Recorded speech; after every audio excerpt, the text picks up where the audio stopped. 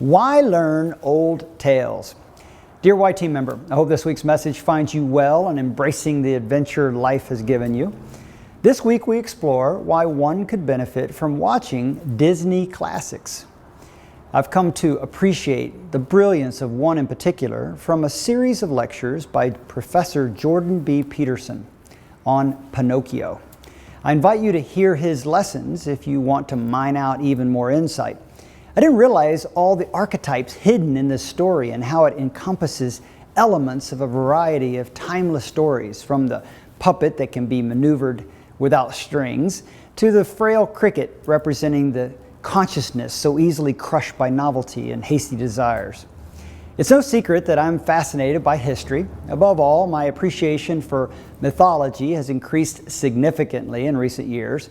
Stories that have survived thousands of years are worth taking note, no matter how the stories may be represented.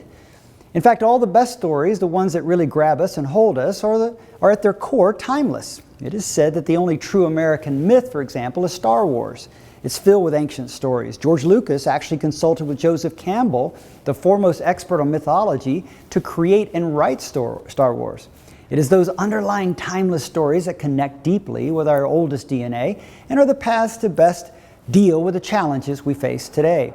Stories that help mankind make sense of the world. Stories that have evolved for modern audiences using new creative means such as animation, but with deeper meaning than we can imagine.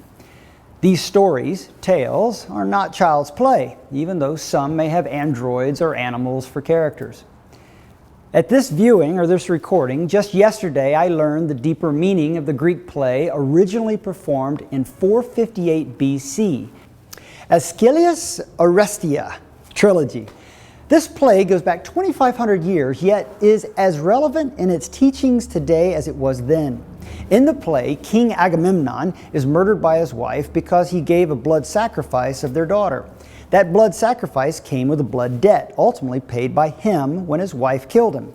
But the gods demanded that Agamemnon's son avenge his father's murder by him killing his mother, to pay again a blood debt. So after doing what he was told by the gods, the son was now a mother killer and was tormented by the Furies, the goddesses of vengeance. And this is when the patron god of Athens comes to the rescue. Athena puts a stop to this vicious cycle by paying blood debts by bringing the offenses before the courts. The Greeks are credited with helping create the civilization and democracy we live today. What's interesting is that the Greeks discovered that the only path to civility required the necessity of the courts, not revenge, to settle our grievances. What's interesting is that the Greeks discovered that the only path to civility required the necessity of the courts, not revenge, to settle our grievances. Thus, the Furies were buried beneath the systems put in place to make civilization possible.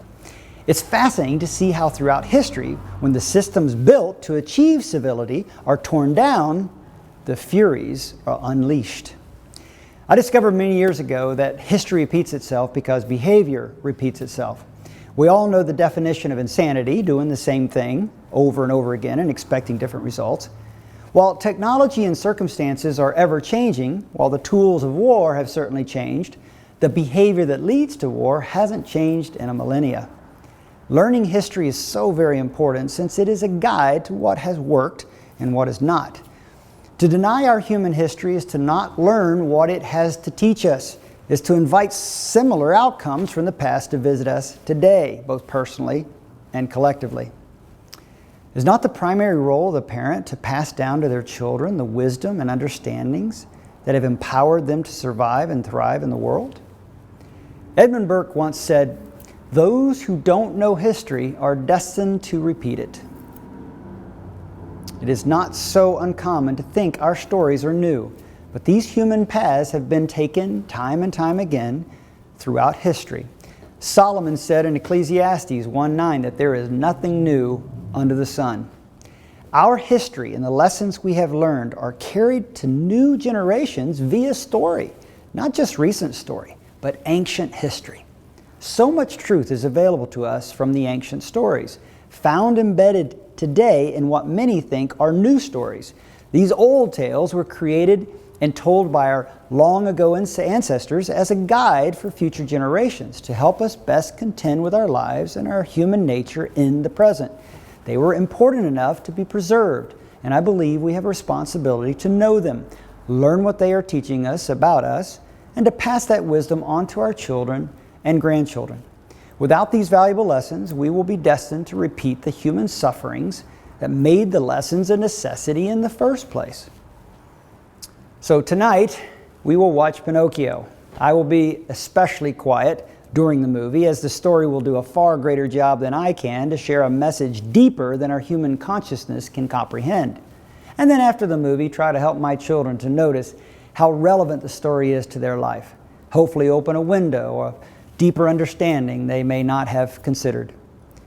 30 drawings per second were created to make that movie possible, and every bit of it was intentional. Pinocchio is a masterpiece. If you choose to revisit any of the classic stories, be sure to ask why about certain scenes, and no doubt answers will be revealed to you. Learn from the ancients, lead through their example, and know that one day you will be one of them. Make it a great week.